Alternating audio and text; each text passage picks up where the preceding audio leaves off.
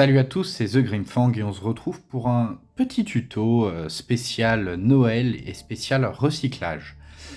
Vous avez peut-être reçu pour Noël des petits cadeaux qui étaient emballés dans ce genre de petites boîtes, comme ça, en carton un peu solide. Et vous ne savez bien évidemment pas quoi faire de ces petites boîtes.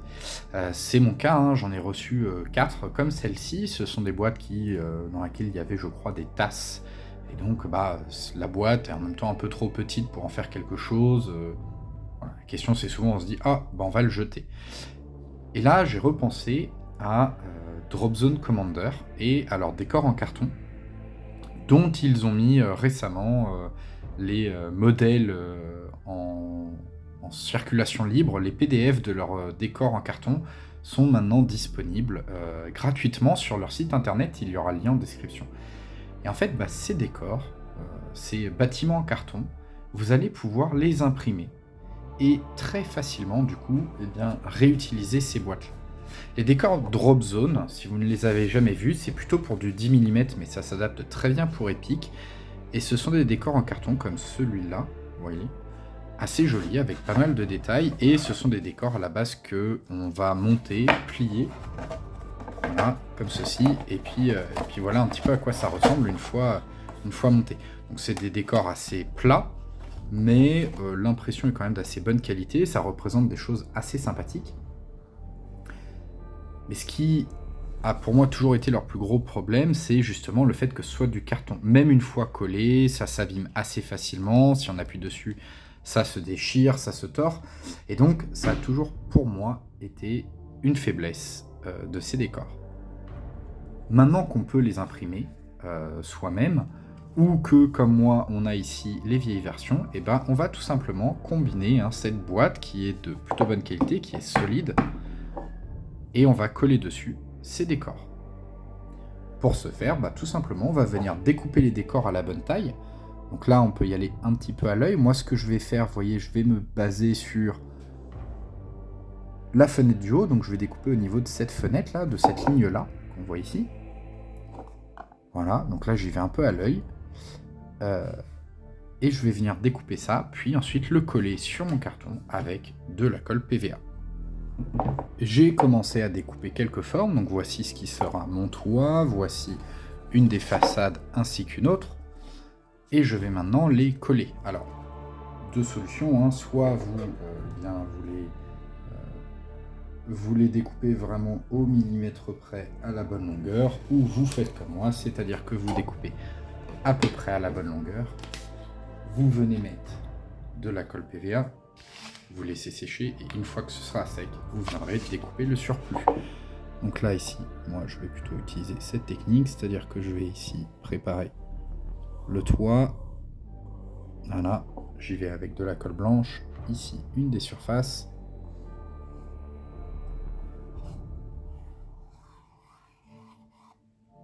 Et la dernière, ici, hop. Je fais en sorte à ce que tous mes coins soient bien remplis de colle. Et ensuite, par-dessus ça, je viens tout simplement coller ici. Voilà. Donc là, je vais venir dessus placer mes décors, mes impressions. Donc là, moi, c'est déjà du carton. Mais si jamais vous passez sur le site internet, vous allez pouvoir les imprimer sur du papier A4 blanc. Ce sera d'autant plus facile de venir coller tout cela. Alors, je suis en train de le faire hors caméra, mais vous voyez ici, je fais en sorte de bien tout aligner. Si jamais on a un peu de colle ou autre qui dépasse, c'est pas très grave. On pourra ensuite, avec un peu de peinture, venir récupérer tout ça. Je finis en venant placer ici mon toit. Voilà, je fais en sorte d'avoir un joli angle ici. Et une fois que tout ça c'est bien placé, je vais pouvoir le mettre à sécher. Je peux éventuellement mettre un petit peu de poids dessus ou par exemple des épingles afin de m'assurer que ça ne bouge pas. On revient sur le bâtiment, on va pouvoir vérifier que tout est à peu près sec. Là c'est pas 100% sec mais suffisamment pour que je puisse le manipuler. Et maintenant je vais tout simplement venir découper ce qui dépasse.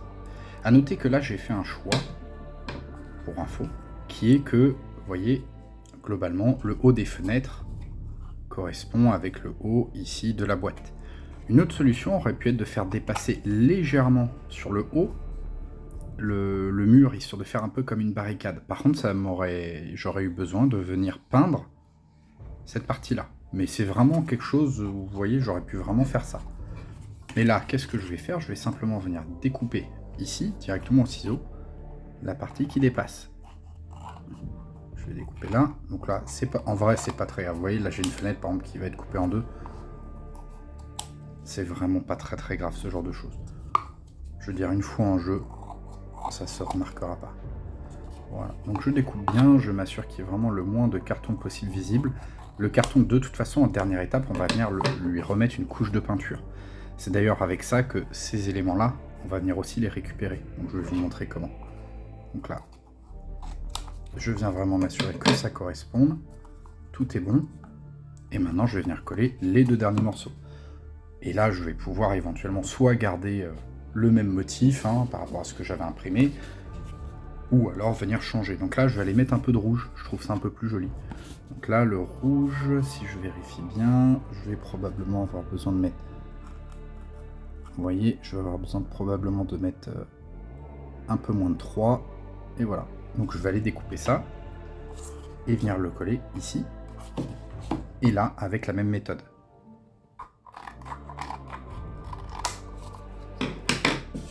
Et en vrai, techniquement, là, c'est déjà jouable. Je veux dire, vous avez déjà votre bâtiment, on a un motif assez sympa. Ça va rendre l'effet surtout, vous voyez, dès qu'on se met un peu de loin, on va commencer à s'éloigner un petit peu. Là, vous voyez, je suis à 30 cm, on commence à se mettre à 45, 50. Ça va clairement faire le boulot en termes de jeu, et surtout quand vous allez commencer à mettre plusieurs bâtiments les uns à côté des autres. Donc ça, c'est un deuxième que j'ai fait rapidement, hors caméra. Là, vous voyez, j'ai réutilisé des morceaux que j'avais découpés d'autres bâtiments, parce que j'en ai également un autre ici, vous voyez. Donc l'idée, c'est vraiment de ne pas hésiter à en faire plusieurs d'un coup. On se fait une petite session. Voilà. Pareil, on découpe bien, on s'assure qu'on ait quelque chose d'assez régulier de partout. Voilà. Et quand on va commencer à avoir plusieurs bâtiments, on va commencer à avoir des choses sympas. En plus, on va avoir, comme vous le voyez là, si vous trouvez des blocs de formes différentes, vous allez pouvoir commencer à les empiler, etc. Par contre, très clairement, et je pense que c'est ce que vous vous dites là, là on est sur quelque chose encore très, très tabletop, on va dire, ou très simple. Clairement, on manque un peu de détails. On a encore les liaisons des cartons qui sont pas toujours propres, comme ici par exemple. Donc voilà. Alors, comment est-ce qu'on va gérer ça? Déjà, bon, encore une fois, on s'assure que un peu partout, ce soit bien coupé. Ici, ça ne l'était pas. Voilà. Pour améliorer ce rendu, qui est là, qui est un rendu rapide. Là, on y a travaillé, on va dire, quelques minutes au total. Le plus long, vraiment, c'était le temps de séchage. Là, on va devoir améliorer ce rendu. Alors, pour améliorer ce rendu, vous allez avoir plusieurs méthodes. La première, ça va être de venir rajouter dessus des éléments qui vont venir donner un peu de 3D, on va dire. Parce que là, on a quand même un bloc très carré, avec des surfaces très lisses, ce qui n'est pas forcément le plus joli. Donc, parmi les choses qu'on peut aller faire, par exemple, ça va être de venir coller. Donc là, vous voyez, j'en ai une ici. Hop. Coller ce genre... Alors, j'arrive pas à faire le focus dessus. Ce genre de câble ici. Donc là, c'est à la base un câble plastique de 1 mm que j'ai peint rapidement en métallique. Et ce genre d'élément, on va pouvoir assez facilement venir le coller dessus, comme ici. Ça semble rien, mais ça va devenir en fait donner un petit peu de... Ça va casser la monotonie. Donc là, on va venir couper plusieurs câbles à la bonne longueur. Voilà, donc là, je vais en couper 2-3. Et on va venir les coller ici et là pour faire simuler des gouttières, simuler des câbles électriques, voilà, je ne sais quoi encore. On peut complètement les coller dans différents angles. C'est-à-dire qu'on n'est pas obligé de les coller entre guillemets du haut vers le bas, du toit vers le sol. On peut On peut également venir les coller, par exemple, de cette façon-là. En fait, c'est des éléments très fins ici, hein, mais ça va venir rapidement casser la forme du bâtiment. Pour les coller, hein, on va y aller vraiment de façon assez simple. On va simplement utiliser un peu de colle blanche, en sorte de ne pas en mettre trop. On va vraiment prendre juste un fond. Vous voyez, là j'en mets vraiment à peine une petite goutte. Je vais venir cette petite goutte la mettre sur mon élément. Voilà, j'essaie de ne pas en mettre trop. Je veux pas que ça déborde trop. Ouais, j'en ai vraiment très très peu. Et je vais venir coller ça à l'endroit où je vais vouloir avoir ma gouttière. Bon, ça c'est vraiment juste un élément très simple. Vous pouvez utiliser n'importe quel câble, n'importe quel fil que vous allez avoir, mais en fait, ça va venir très rapidement donner un petit peu de volume en fait à votre... ça va venir donner un peu de volume à votre bâtiment, à votre mur. Et en fait, ce volume, c'est aussi ce qui va vous permettre d'avoir un truc avec un rendu un peu plus sympa. Oui, donc c'est vraiment très simple ici. Et ce genre d'éléments, je peux en placer plusieurs. Après, il y a d'autres éléments plus complexes que vous allez pouvoir venir rajouter. Là, vous allez ouvrir votre boîte à Rabio 40K et vous allez aller chercher des éléments qui seraient compatibles à la taille. Ici, j'ai autre chose. Imaginons que vous ayez par exemple un petit symbole. Là, forcément, c'est pas très adapté. Mais si vous aviez un aigle impérial, vous pourriez complètement venir le coller dessus. Par exemple, vous allez localiser une porte, comme ici. Et vous allez venir coller par-dessus votre petit aigle impérial. Vous voyez, imaginons que ici, je vienne coller mon petit aigle impérial. Je vais donner un petit peu de volume à mon bâtiment assez facilement. Donc ça, faites-le avant de passer à la dernière étape, qui n'est pas obligatoire, mais qui va être l'étape de peinture, et c'est l'étape que je vais vous montrer, à la caméra. Donc là, je vais juste finir de coller quelques gouttières ici et là. Peut-être quelques autres éléments si j'en trouve d'autres. Vous pouvez également, par exemple, imprimer des affiches, imprimer quelques affiches pour 40K, faire un petit peu comme j'ai fait sur les éléments de customisation. Si vous regardez ma vidéo d'Open the Box des bâtiments Iliada Games, vous allez voir, j'ai customisé les bâtiments Iliada, vous allez pouvoir reprendre exactement les mêmes techniques. Voilà. Donc je vais finir avec mes câbles ici, hein, pour customiser un petit peu tout ça. Et puis on va se retrouver pour la dernière étape qui va être l'étape de peinture. Dernière étape pour ces petits bâtiments, ça va être de faire un petit peu de peinture. Alors pour la peinture, déjà c'est pas une étape forcément obligatoire.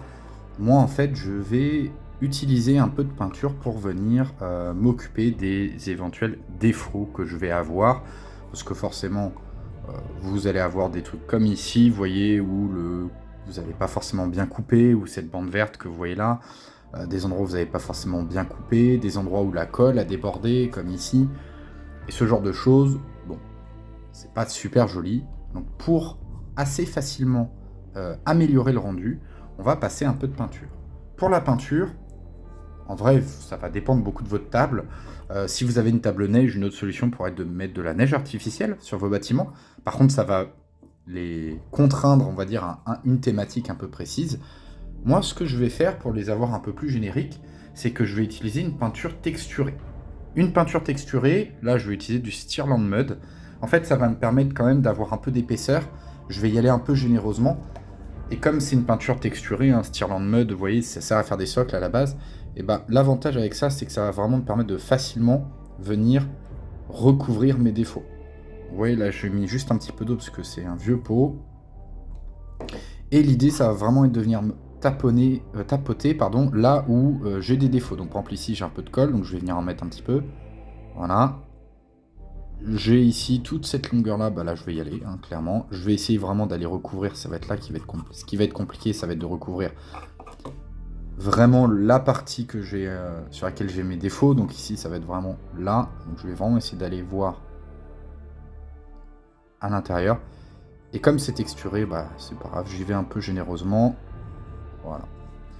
L'idée, c'est d'éviter d'avoir des trucs pas très jolis. Et si jamais j'en mets un peu trop, là c'est le cas, vous voyez, j'en ai mis un petit peu trop, je trouve. Je cache un petit peu trop ma peinture. Bah là, je vais pouvoir assez facilement, avec un morceau de sopalin, venir retirer le plus gros. Là, je vais utiliser un petit morceau de sopalin et je vais venir retirer le plus gros de ce que j'ai là.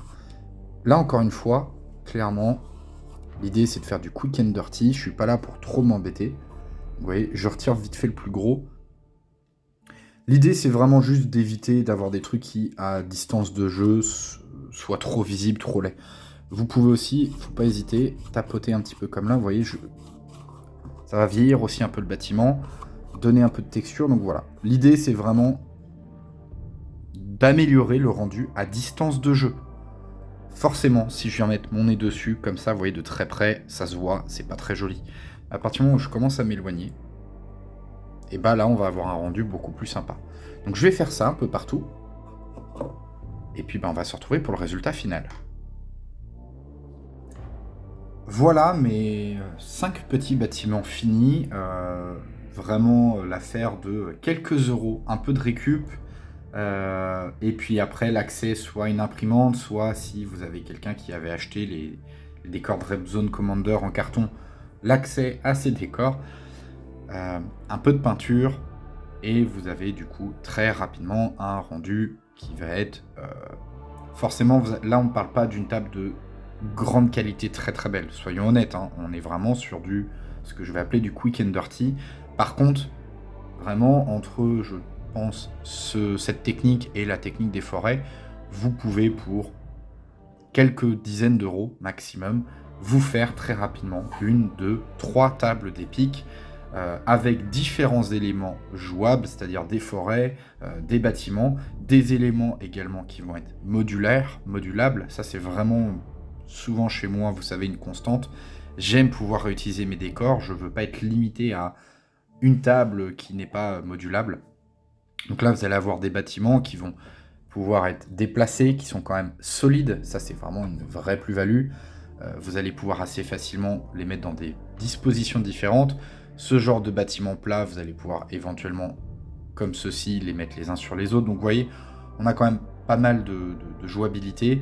À distance de jeu, on a un rendu qui est très honnête. Et sachant que là, ceci, pour moi, c'est la base. C'est-à-dire que là, on a vraiment quelque chose que j'ai fait très vite pour recycler des morceaux de carton qui ne me servaient pas. Mais vous pouvez aller bien plus loin en rajoutant du bits. C'est-à-dire que là, si vous rajoutez quelques éléments, par exemple des caisses, des tonneaux que vous allez acheter sur Vanguard, des morceaux de choses imprimées en 3D, si vous posez vos bâtiments sur des socles éventuellement, que vous allez décorer un petit peu, vous allez pouvoir transformer ces bâtiments qui là sont très simples en des bâtiments, des éléments de décor beaucoup plus jolis.